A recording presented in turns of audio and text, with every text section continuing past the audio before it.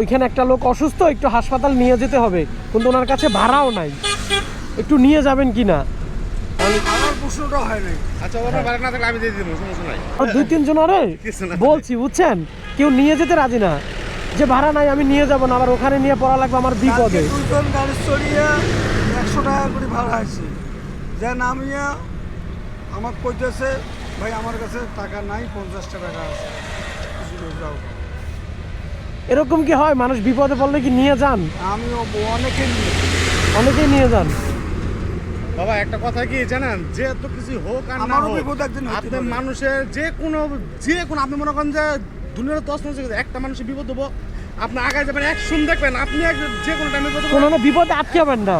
মোট কথা আপনি যদি মানুষের সাহায্য করেন কোনো জায়গায় বিপদে আটকাবেন না। হ্যাঁ হ্যাঁ, আপনি একজন উপকার করলে, নিজে একজন প্রবলেমে পড়লে, সেই উপকারটা আল্লাহ একজন উসিলা পাঠাই দিব। হ্যাঁ সেটা অবশ্যই। আপনি যদি না যান তাহলে দেখবেন কি আরেকজন খুব দূর হয়ে পড়ে রয়েছে। হ্যাঁ।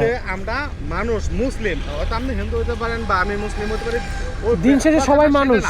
কিন্তু আমরা আল্লাহর বান্দা সবাই। সাতার অনেকগুলো ডাট, কিন্তু মেন খুঁটি কিন্তু একটা। আমরা মানুষ অনেক ধরনের আছি, কিন্তু মেন কথা আমরা মানুষ। হ্যাঁ, দিন সেটাই। শেষে আমরা মানুষ। আপনাকে আমি গড়ে হিংসা করে গেলে আমি কিন্তু গাড়ি ড্রাইভ করি, আমার কত রুটে যদি যে কোনো একটা প্রবলেম দিই, অন্তত কিছু না হোক যে চুপ পারে আমি এটুকু আগে যাই। ওটা কোনো কথা না বাবা। আপনি আমি এই গাড়ি চলা পয়সা দিয়ে আমি কাউকে ভাড়া দিই, যাও গা। না সেটাই আমি। অনেক লোক আছে আচ্ছা ভাড়া যাক, দেয় না। সমস্যা নাই, আমার কিছু মনে করবেন না। হ্যাঁ, আপনার সময় নষ্ট করলাম।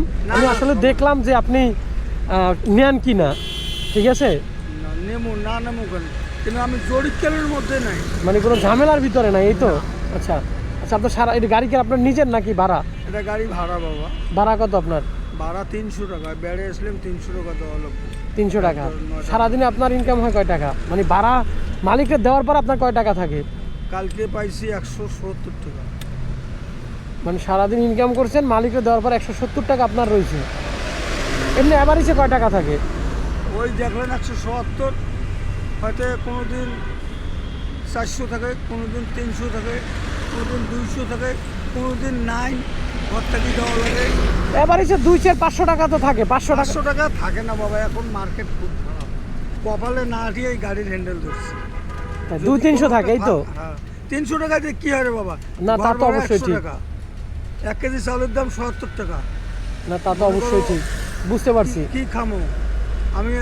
24 ঘন্টায় মিলি আমি একবেলা খাই। আমি কি আপনার ফ্যামিলি এখানে থাকে না? ফ্যামিলি থাকে কি করে? ফ্যামিলির 12 মাস রোগ, 12 মাস রোগ, কোনো রুজি নেই। ওই রুজি এইটাই আমার।